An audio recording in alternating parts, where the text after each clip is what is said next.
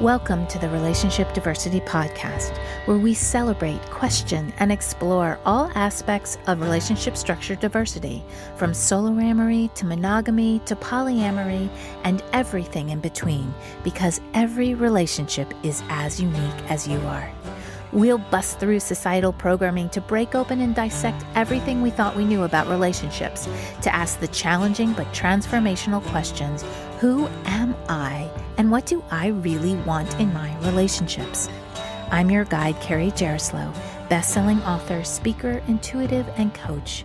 Join me as we reimagine all that our most intimate relationships can become. Today's episode is an offshoot of our conversation series that I'm calling Lived Experiences.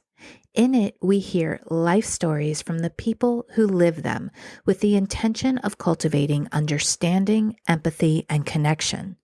There is such power in storytelling, which can also create an opening for self-reflection and awareness. My guest today is Elle, an artist who shares their non-monogamous journey, which began in their teenage years. They also talk about the nuances of being bi and pan in their relationships. But first, a little about them.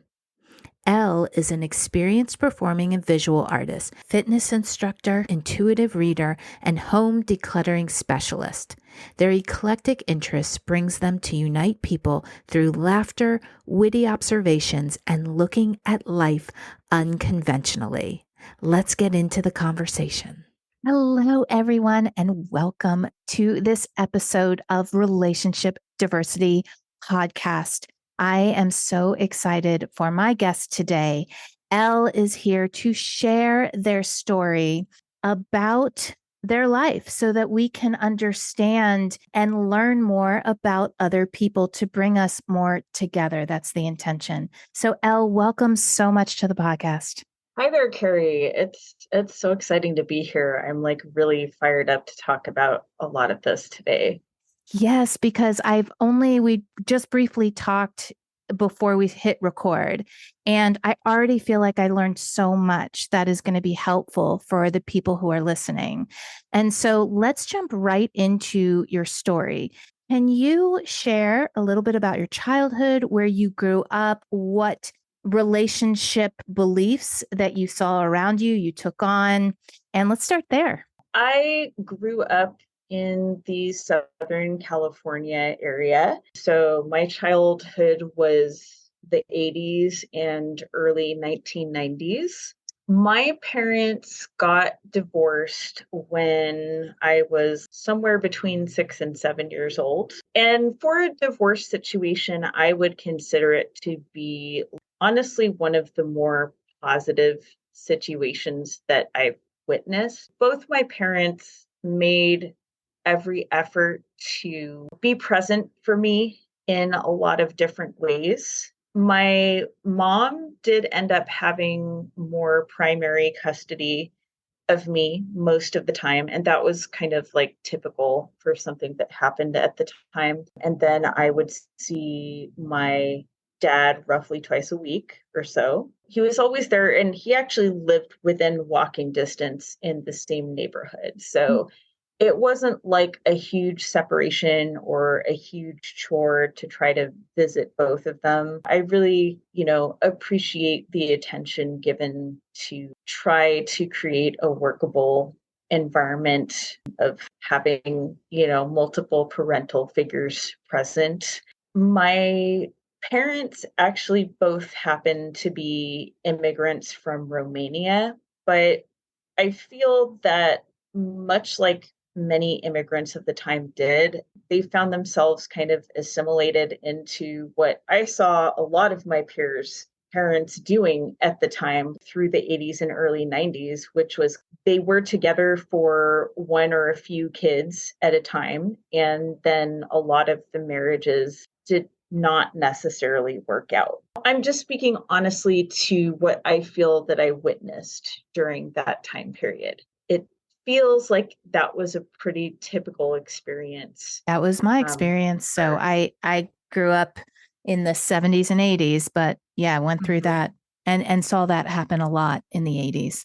Yeah, I feel like that's very relatable to like exennial older millennial folks because I kind of fall into that exennial category. So that's pretty much what I witnessed. But yeah, both my parents, made an effort to be present and celebrate what was going on with me. I didn't grow up with any siblings, and I was in a relatively unique situation as far as like most of the family members that I had contact with throughout my childhood were largely people who were much, much older than me. They were in my mom or grandparent generation. And my dad's side of the family largely stayed in Romania. They didn't immigrate. That was kind of what I was used to as far as my childhood. And there was some point in time, kind of like in the tween years, when I could tell that my parents were making a bigger effort to socialize me with more people my age.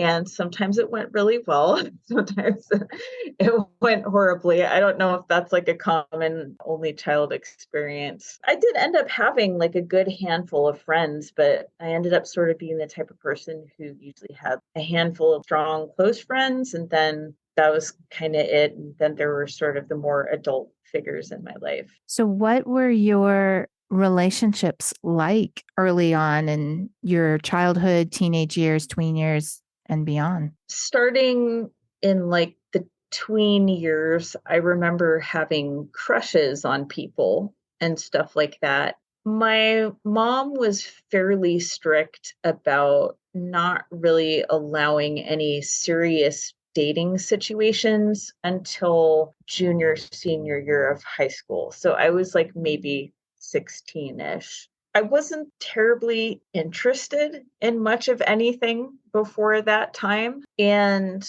when I was about 16, there was a guy in my life who was pretty clearly attracted to me. And for probably a good 2 or 3 years, spanning into my like our post high school, post graduation era, we kind of did this dance of sort of being kind of flirty but also like platonic besties and things like that. And I knew that I was aware that he was attracted to me, but I felt weird because I didn't experience the same intensity that he was reflecting towards me. So ultimately, we didn't really end up having anything substantial, but there were a lot of situations where I was either interested in a friend of his or kind of like starting to date somebody who was a friend of his and he was there. And I don't know, it's just one of those, like, I guess today it would be called a situationship,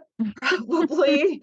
It was a very like passionate friendship. And because I also consider myself to be like roughly somewhere on the asexuality spectrum, it was definitely some kind of a relationship. It's just, it doesn't seem to fit the traditional box of anything I can really describe. Which But I yeah, so love. I mean, that's yeah, exactly yeah. what I talk about is a lot of times we question what the relationship is because we are shown that, these boxes that if they don't fit in, then do they mean something? It can get very confusing, which is my intention with this whole podcast is to just break open these definitions that hold us in these judgments of how we are relating and allow it to just be what it is that you had this experience with this person that was its own thing. But it sounds to me like there was significance to it. Agreed. Yeah. And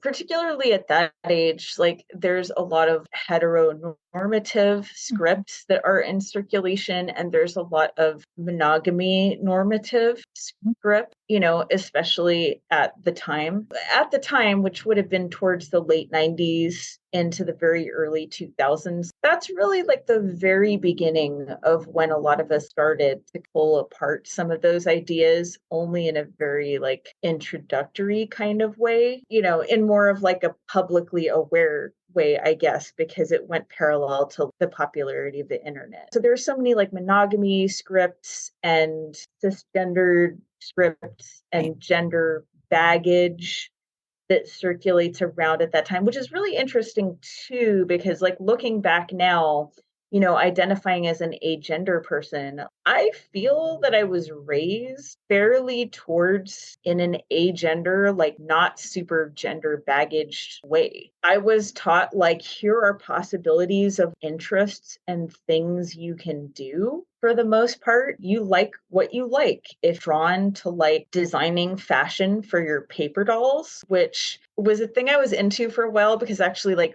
one of my babysitters when I was really young was going to a fashion institute. And she made all of these extra designs for my paper dolls. And I thought they were just the most amazing creative thing. That's an option. Like I was given a lot of science educational toys and given extra tutoring. Obviously this comes from more privilege available to me at the time, but given extra tutoring in math just because my mom wanted to be ahead with that. There was not as much gendered baggage as far as interests being policed. Mm-hmm. And I'm grateful for that. But that is to say that there were still a lot of social scripts in play. I can see where that might create a little tension, right? Because you're not getting that at home. You're getting just kind of the expansiveness of be you, let's help develop whoever you are going to be. But then the tension between what we see in society of this binary way and mononormative, this is just, let's ride the relationship escalator up to, wherever we think we're supposed to be. So interesting tension between it. I'm wondering when you started to open up, if you remember the time specifically about non-monogamy, about being aware that maybe that was more truthful to the experience, to who you were. And you said that you felt that almost back in your teenage years. Do you remember that experience? Yeah, so probably like the early winter of the cusp of 1999 to 2000. Like I said, I had that one close friend who we kind of did this back and forth dance for a while. And then he had a really good friend, and that person and I related to each other on a lot of different levels. And we resonated in some ways that that friend and I didn't resonate in the same way. And then there were also kind of like things that all three of us shared in common. So during that time period, there was clearly some type of effort that I perceived of both of them trying to catch my romantic interest in some way. And for me, the best word I have to describe that now was that we were some kind of polycule.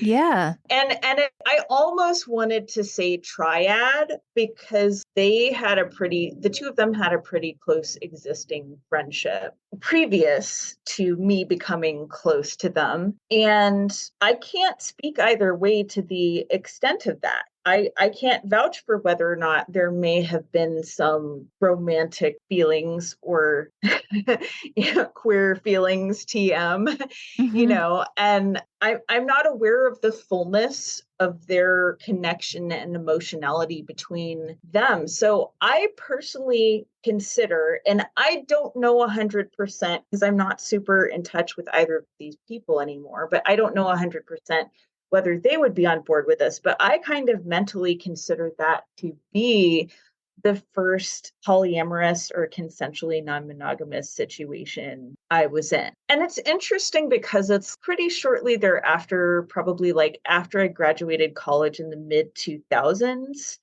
that more stuff on the internet was available to us. And I really started learning more about polyamorous or consensually non-monogamous relationships in detail. And that's when I really started resonating with, yeah, I think this is probably me. But it's funny because I would talk to, and maybe some of your listeners will relate to this, but during that time span, like my late teen years to coming into like my early and mid 20s, I would talk to people older than me about just processing how I felt about all that. And they'd be like, Oh, that's just dating. That's how dating works. That's how dating works before you get into a relationship. Interestingly enough, in the LGBTQ plus oriented community, and at the time I was kind of more connected to queer men, that was very much how that community still functioned at the time. It tended often towards a lot of partying and promiscuity until you got locked down into your one serious relationship. So interesting the words you used, lockdown. Yeah. Yeah. Locked into. Yeah. Yeah. But yeah. And that's not to say that there wasn't other stuff going on beneath the surface. And certainly in this day and age in the LGBTQ plus community, things have relaxed quite a bit, but it's important to remind your listeners who might not be familiar with this. The LGBTQ community at that time, early 2000s, was still very scrutinized from the outside. There was still a lot of policing from the outside in some ways, a lot of tokenization, a lot of heteronormative pressure. That was stuff that I'll say our community was working through. It seems to me at the time. It seems to me that this, relationship diversity or diverse relationships is following in the footsteps of the LGBTQ plus community in terms of social scrutiny, pressure, the fear of coming out. I'm seeing similarities between the two. And when you say, you just expressed what that was like for you in the early 2000s, it seems almost like that is what the path of relationship diversity, polyamory, consensual non-monogamy, swinging, all of that, BDSM, kink, it's all kind of going through that pathway into hopefully the light, hopefully the acceptance. Do you find that at all? Agreed. And I want to remind your listeners, I'm sure you're aware of this, but I want to remind your listeners, depending on your time and place in the universe, an out or open, consensually non-monogamous or kink relationship is still of the nature to this day that it can still cost you your job and it can still cost you social clout or social connections, and it can still cost you your safety and well-being. In fact, interestingly enough, a friend of mine who happens to be a trans woman YouTuber, her name is Kat Black. At some point on her channel, she kind of hosted a back and forth respectful discussion about whether her listeners thought that polyamorous identities, open out polyamorous identities, really count under the LGBTQ plus banner. Should they count basically, even if they are largely, let's say, hetero presenting. And it seemed to me that the consensus from her listeners was yes, because folks have known peers who have had their employment situations threatened, who have been doxxed and outed, who live in small towns and could experience violence or have, who are still kind of in a position where they're barred from doing public facing work because of who they are. So it's interesting because my personal opinions on that particular topic, they've shifted. I used to be towards, no, if you're not seen holding hands or kissing or being intimate with a same gender person in public, and you don't have to get flack about that on a daily basis, you pass and you're good. Your life is probably mostly comfortable.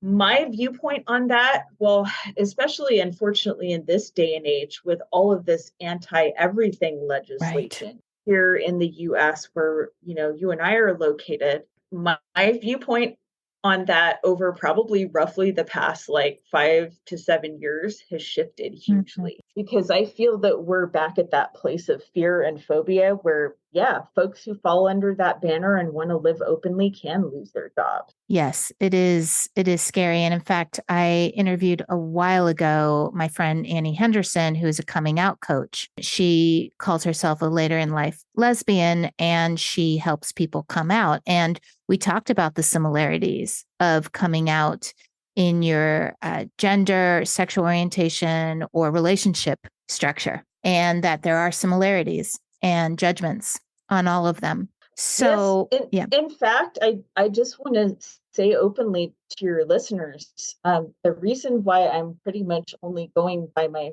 first name, yes, I actually go by the letter of my first Mhm. name, but the reason why I'm only going by my first name on this podcast is I'm largely out about a lot of my identities, but I'm not out about being polyamorous to my family members. Yeah. So that has actually been the last place in my pretty obviously queer identity to a lot of the people in my life right now, where I have had to keep some of that to myself. Yeah, and that's okay. I think that in this world of social media and everyone shares their life, that there's this feeling like I just need to share my life with everyone. And it is okay to keep parts of our life to ourselves until we're ready, when we may never be.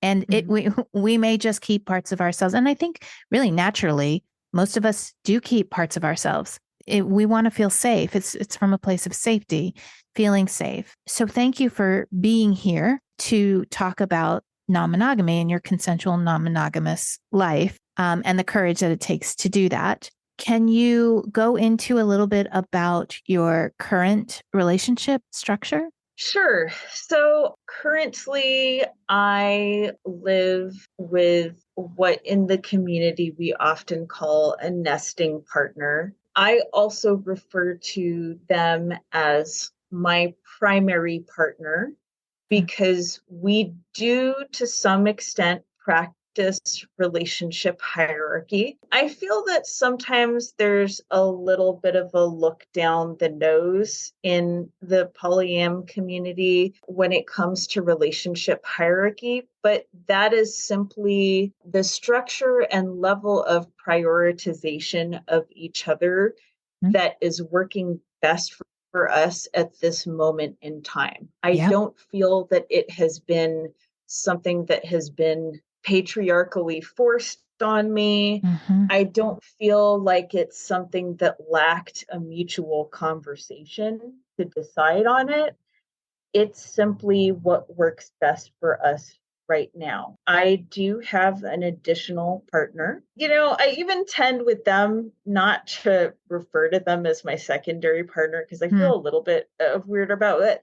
I usually just call them my other partner Mm-hmm. because most people in my life are used to hearing me refer to my nesting partner. So when I'm not, I'll specify like their name here, my Mm-hmm. other partner who I don't, or my other partner who I don't live with. And I have actually known them as a friend for, 20 years now. We've known each Oh. other for 20 years. And we really only kind of like enhanced and added to our relationship 2 to 3 years ago now. And I have had other partners while with my current nesting slash primary partner. And And where yeah, have you been with your nesting partner? we are coming up on 5 years together. Mhm. We have lived together for 2 years. Mm. And that was a huge, huge, huge, huge, huge step because I am the type of person actually previous to them, I had not full-time lived with a romantic partner ever, ever, ever. That was always like sacred territory for me. And even up through like a lot of my 30s, I would scream to the high heavens that if or when I found myself in a long-term situation, separate rooms, separate Mhm. places to live, separate whatever. And I was very resistant and mildly panicky, as I can tend to be about this topic. But I can actually say that nesting with my partner has improved my mental health. Oh, Oh, So it was a pleasant surprise. Yeah. absolutely. And I talk about all the time in this podcast that we go through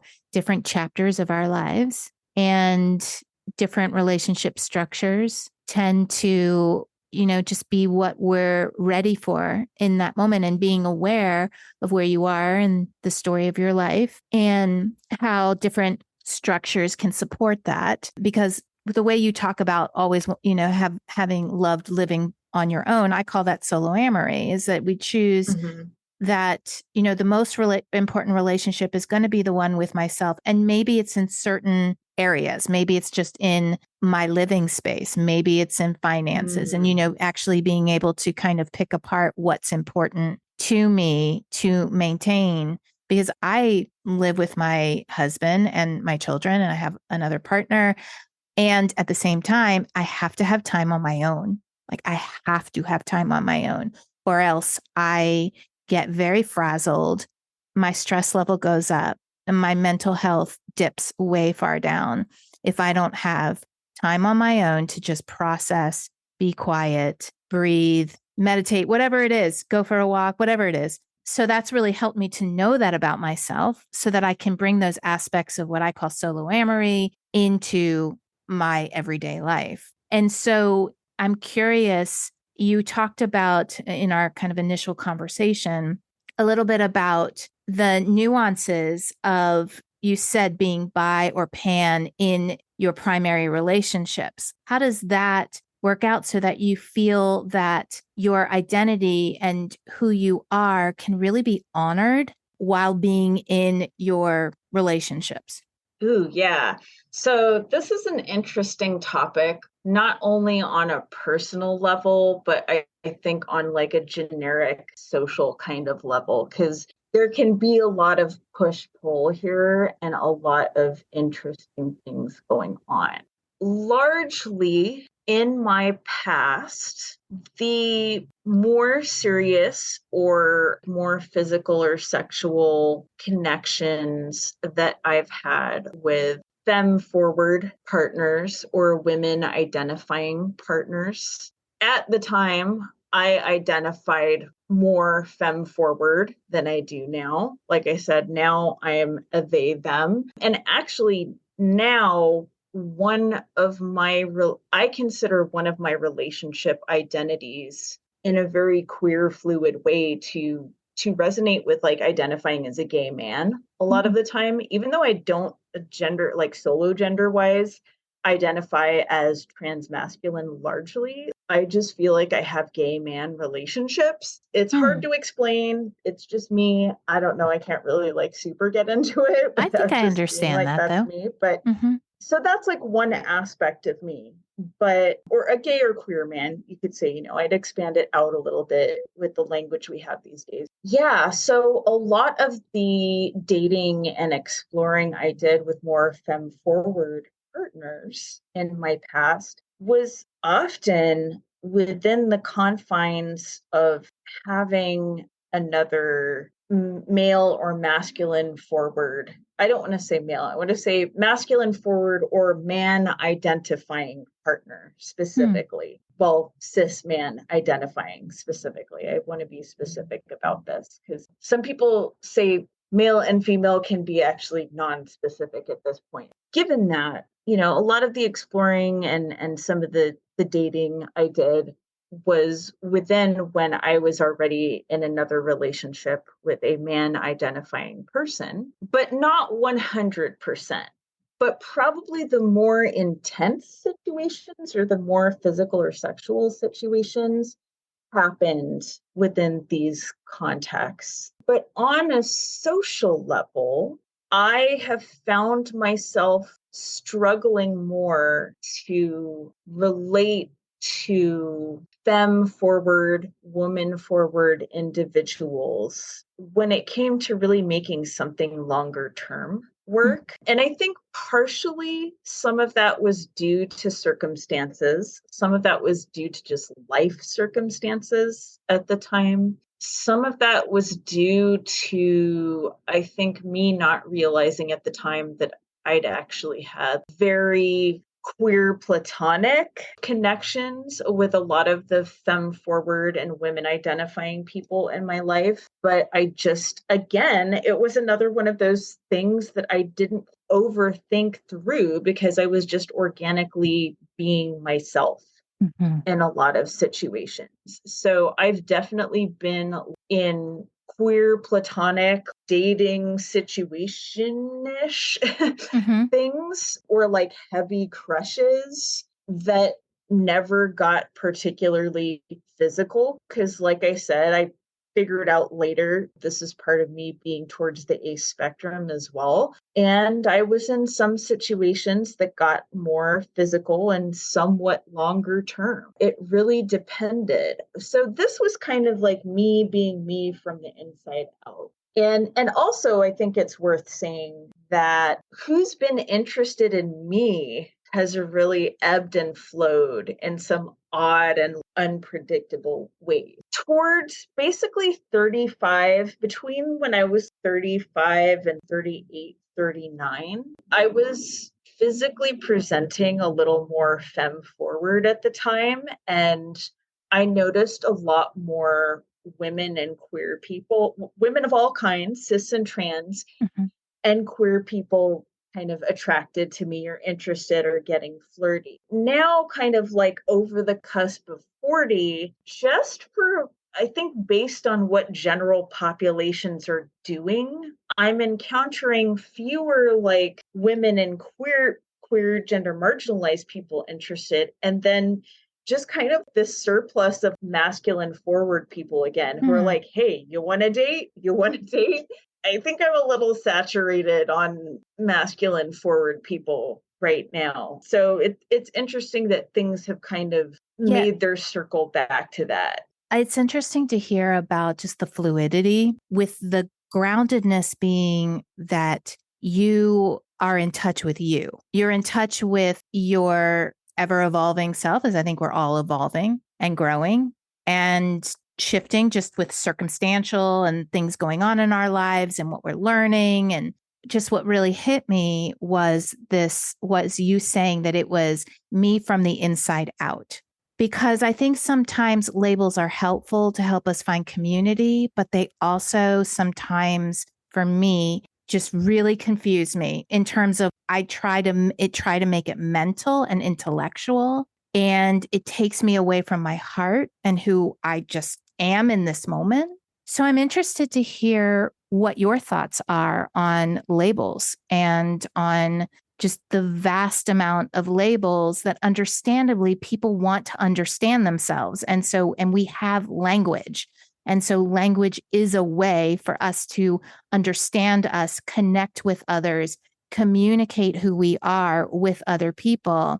What is your perception on labels, where they're good, where they can be maybe not so good, damaging, hurtful, work against us? Yeah, I really appreciate that you bring that up because, and I'm going to try my best to tread carefully here and kind of reach for the terms that I best approximate some of the concepts you're trying to touch on here, but some of them might have baggage on the Mhm. terms that I don't personally agree with. So I'm going to give that disclaimer. But I think that sometimes identity labels can become this strange kind of over intellectualized obstacle Mm. that stands between just us being ourselves in our organic personhood and going out and doing the thing. I think it's almost in some ways too, because I think it's important to be critical of this.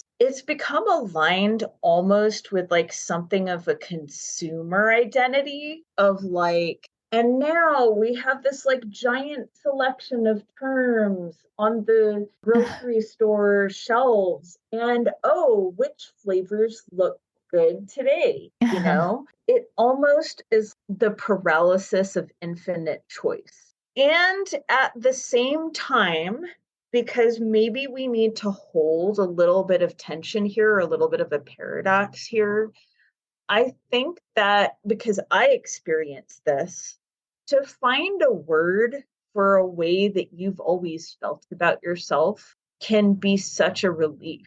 It can be such a magical alchemy of holy shit, I just stepped into like a whole new level of realization about my personal humanity. We don't have to be super attached to labels. We can kind of try them on as clothes. And I know that's like the aspect of it that seems to really piss off conservatives, but it's like, who does that hurt? Who does that hurt if you're like out in the world figuring out who you are? You know, sure, some mistakes might be made along the way, but some mistakes are made along the way because we're humans. That's going to happen regardless of how you identify, because we all affect our environment and the stuff around us, and we are all going to do harm at some point as well. And we're all going to have the opportunity to do some good and make some positive change as well. So I don't think there's anything to judge about wanting to try on some of these labels or being kind of label fluid. The hot thing back in my era, especially like 90s into the 2000s, was, oh, I don't do labels. You know, and like in particular, it's kind of funny because in particular, it was almost always the more fluid people, gender fluid, towards the bi, pan people I knew who were always like, yeah, I don't really jive with labels. And part of that, I think, was because if you ever wanted to, like, you know, like I said earlier in this podcast, declare your affiliation with a historically marginalized community, it was a huge step, and it can put you at risk. And then sometimes the people from the marginalized community want your accountability to them. They would kind of sometimes demand, oh, you need to be ready to come out. Like, you need to be willing to lose your job, blah, blah, blah. And like, that's not right for everybody's personal situation and other intersections. That's not right for everybody's culture of origin or like religious ways in which they might be at risk. So I think there's more intelligence and nuance with which we move around topics like that now, as far as like within both the LGBTQ plus and relationship diversity communities, and the quite big Venn diagram between the two of them. Yeah, I want to say I really appreciate what you said about finding a label and feeling a huge sense of relief. I have experienced that. This is so not having to do with relationship diversity, but I experienced that when I learned about empaths, because I didn't understand that part of myself that could feel another person's feelings, that took on other people's sadnesses and hurts and anger. I didn't understand that. And when I realized, oh, there's this word called empath, and oh, I think that's what I am, I was able to learn tools to then live my life more fully without taking on everyone's stuff. And so I really do appreciate that perspective. I think that just like almost everything in life, there is a balancing, right? There's taking the good for it and leaving what doesn't work, and finding those areas for you, which is going to be different than those areas for me, which is going to be different than those areas for someone else. You know, like I said earlier in this podcast, there are factors that can both push from the outside in and kind of exist from the inside out when you are an LGBTQ plus person pursuing queer relationships in also a non-traditional relationship structure or consensual non-monogamy. So, you know, I talked about my experiences with my choices dating gender marginalized people and how that was still mostly the umbrella of being connected to a primary, more masculine forward partner or cis man aligning partner. And yeah, it's important to bring up this concept. There is a term in the polyam community of quote unquote one penis policy. And this is something that was quite prevalent in my 20s up to my early 30s, so kind of like mid 2000s up to the early 2010s within the community, which was essentially that an agreement would happen in a relationship where the parties in the relationship could date as many femme forward, woman forward, or AFAB people that they wanted to, or it was a more open type of situation with that. But in particular, it would tend to fall to the gender marginalized partner that they could only be limited to the man, usually cis man identifying, because this is how it typically happens. Usually cis man identifying primary partner. This is a scenario that was extremely common, as I said, in my earlier days of relationship having and polyam. And it's something that's finally kind of come under criticism over the past 5 to 7 years. It's a tricky one because I never want to begrudge any humans, like any relationship structures that organically work for them. But it has been questioned as something that has a lot of patriarchal baggage. And I'll probably talk more about this, but later into middle age, my personal situation of people who have presented themselves to me as wanting to date have largely been more masculine forward, AMAB or cis man identified individuals. So because in my appearance, there's been a surplus of those people wanting to date me. And so like something like a quote unquote one penis policy situation would not even make practical sense. And some people use kind of the rationale that they use a lot of different rationales. I'm not really going to get into it, but yeah, it's something that's been questioned as maybe we should pull some of the patriarchal baggage apart from this type of scenario. And that also hooks into the concept of the term biphobia or panphobia. And again, these are concepts that luckily a lot of progressive society is progressing away from and choosing against, and I appreciate that. But yeah, biphobia / bi erasure, which is essentially that largely in the bi or pan community, we often do not end up either long term or as spouses with a same gender partner, just because either it's an aspect of us that we feel has been called to be erased based on various situations, whether it's the queer community saying, no, you have to pick one, which luckily is, becoming less acceptable, or whether it's just really strict, like heteronormative scripts that dominate our life for safety reasons, which that's an authentic concern. Yeah. Prioritizing our well-being is an authentic concern. So that is something that can manifest in basically us choosing to be with an opposite gender partner or landing in hetero-presenting primary or spousal relationships because of some of the social baggage around it. So I wanted to bring that up too, because that is a very real struggle and navigation for those of us who identify as bi or pan, which, yes, that's me. And yes, that is somewhat relevant to my situation as far as the kind of like barely hetero presenting.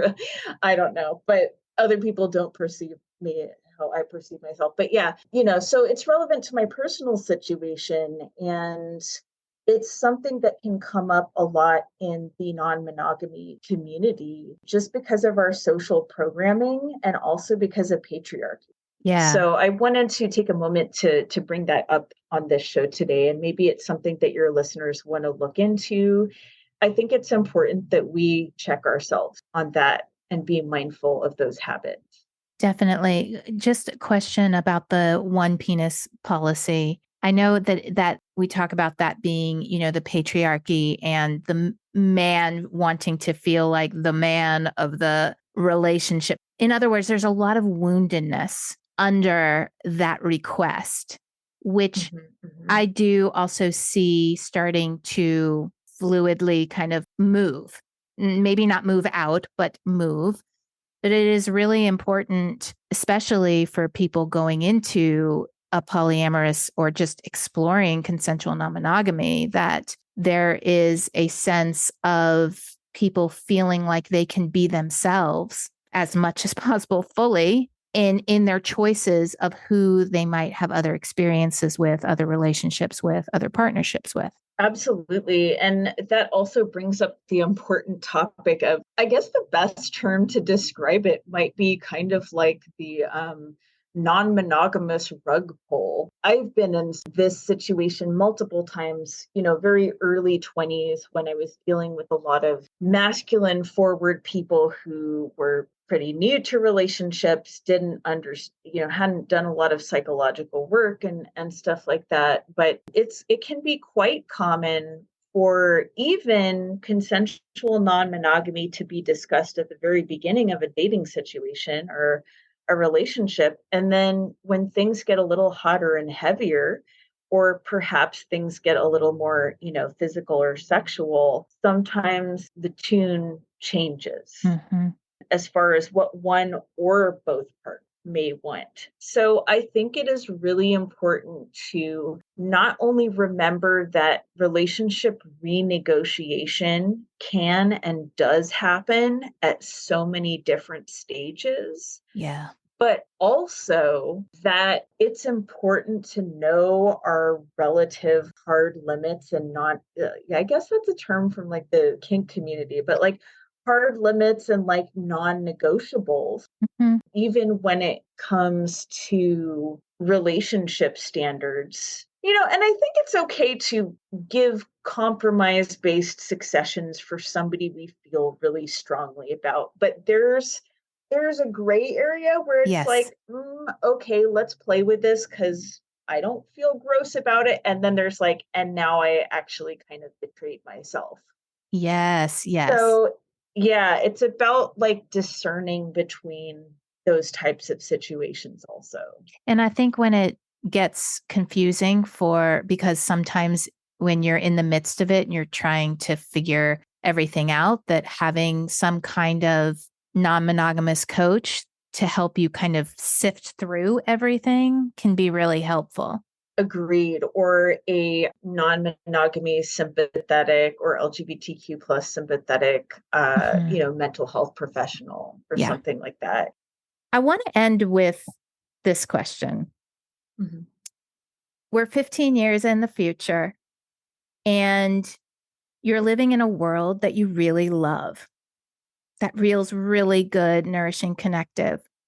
What does that look like from your perspective in terms of your relationships, your identity? I would probably say more of the same in a continued positive direction. So that doesn't necessarily mean me being in a larger number of relationships. I have found that this is a popular term in the community, but I can get polysaturated, especially when you're like towards middle age. Juggling more than 3 partners, some people can do it. It's a lot. And I don't have kids and my partners don't tend to be people with kids, but just life be life in. It's going to do that to you. So still, I think being grounded in that openness and expansiveness and priority of honest and immediate and compassionate communication, regardless of what the relationship or dating situation is. Also, a huge priority for me at this time in my life is acknowledgement of my queer, romantic, and gender identity. Because I do sometimes encounter people who clearly have an attraction to me, but they can only see me the way they want to see me. They cannot witness me in my fullness. And those people are obvious to me very quickly. And that is absolutely a relationship deal breaker. And I've been open to folks. either with issues like that or other problematic issues growing and changing, and opening the door perhaps later and giving them chances, but being realized in the fullness of who my gender and sexuality is will be an ongoing priority. And also being realized as a creative person and an artist. I don't see that changing for me in the near future to at least some level. So if I get together with a person and they're like, okay, we're finding you a corporate job or something ridiculous like that, or just being exceedingly controlling, or that's obviously not going to fly. So, Right. And I love that because in the podcast, I say, know yourself to know what you want. When you know yourself better than anyone else, then you have those barometers to say, wow, that person wants me to take a corporate job. That's not going to happen. And then therefore, this relationship is not going to work for me. Being in relationship with this person, if they don't understand that a part of me, that I am an artist, that is how I identify, and that is important to me. So know yourself to know what you want. And I feel like you are a living example of that. So thank you. Thank you.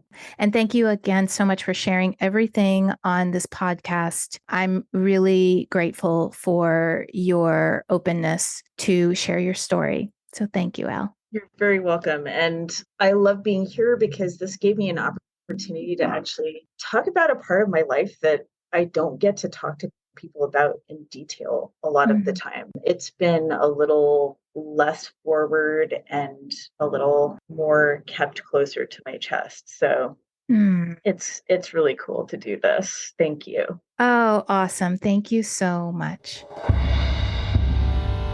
Thanks so much for listening to the Relationship Diversity Podcast. Want to learn more about relationship diversity? I've got a free guide I'd love to send you. Go to www.relationshipdiversitypodcast.com to get yours sent right to you. If you liked what you heard, please subscribe to the podcast. You being here and participating in the conversation about relationship diversity is what helps us create a space of inclusivity and acceptance together. The more comfortable and normal it is to acknowledge the vast and varied relating we all do, the faster we'll shift to a paradigm of conscious, intentional, and diverse relationships. New episodes are released every Thursday. Stay connected with me through my website, carriejaroslow.com, Instagram, or TikTok. Stay curious. Every relationship is as unique as you are.